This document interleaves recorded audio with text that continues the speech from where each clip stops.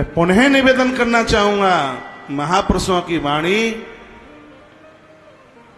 उनको बढ़िया लगेगी जिनके पास सत्कर्मों की संपदा है। अमृत मीन्स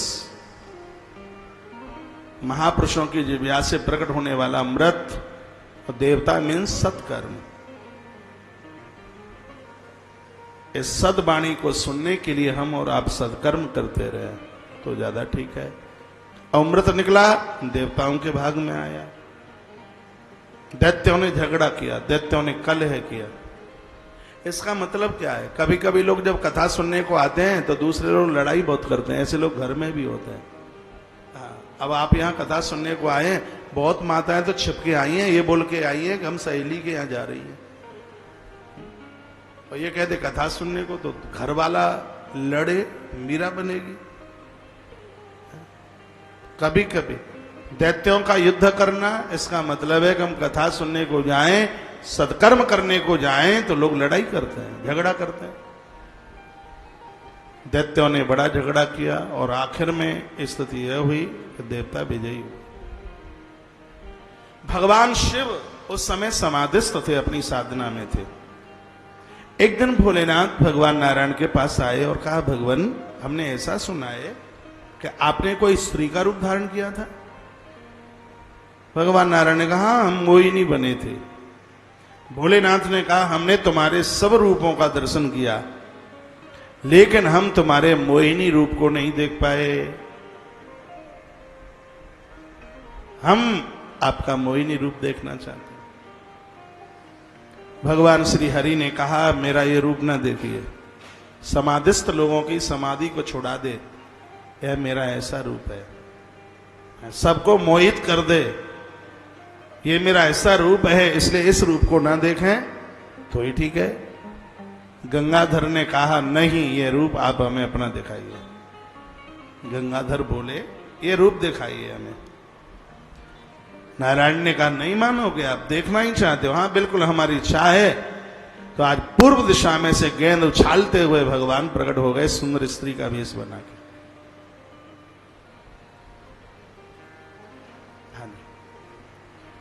धरती पर मनुष्यों में भी वह भगवान हैं जिनके गले में फांसी का फंदा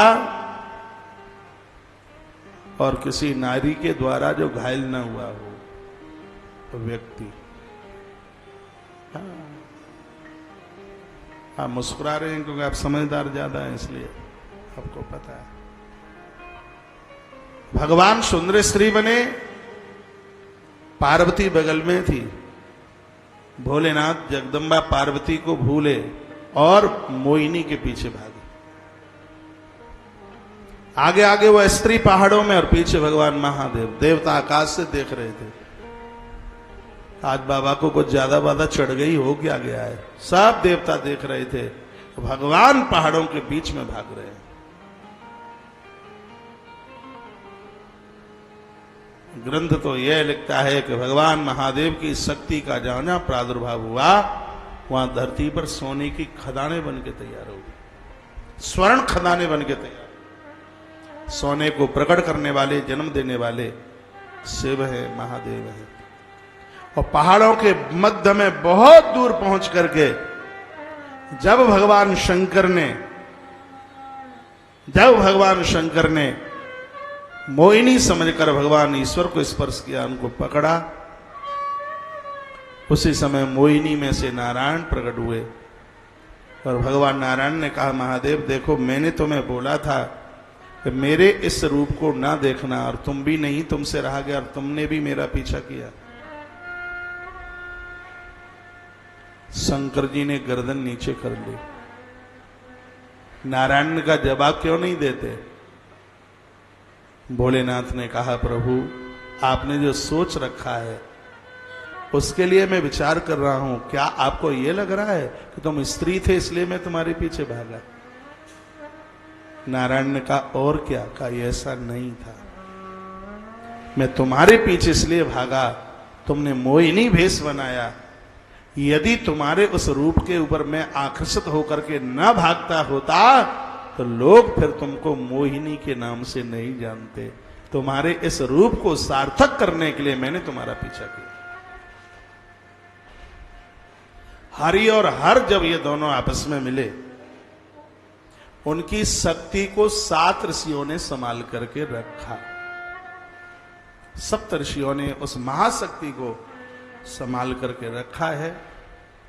और वही सप्तऋषि माता अंजना के पास में पहुंचे। आज भगवान महादेव ने कहा, यह देवी पुत्र की कामना से बैठी है और सतयुग में मेरा 11वां जो रुद्र है हर, आज भी वह धरती पर है। पानी में वो गल गया है और जब उसने अपने आप को गला दिया तब धरती पर वर्षा हुई है। मेरा वही 11वां रूप माता की खोज में निकला है कि मैं कहां से जाकर के जन्म लूं। मेरी शक्ति को तुम अंजना को दे दो।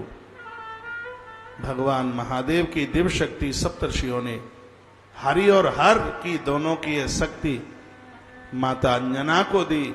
और उसी समय माता अंजना ने अपने कान के माध्यम से बजरंगबली हनुमंत लाल जी महाराज को प्रकट किया।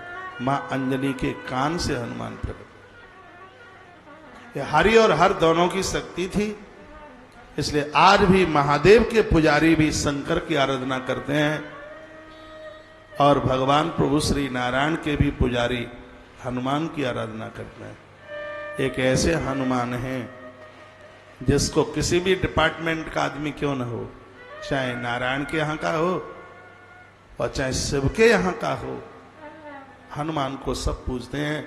पूरे दुनिया का यदि सर्वेक्षण किया जाए तो सत्य बात तो यही है, सबसे ज्यादा पुजारी हनुमान के मिलेंगे।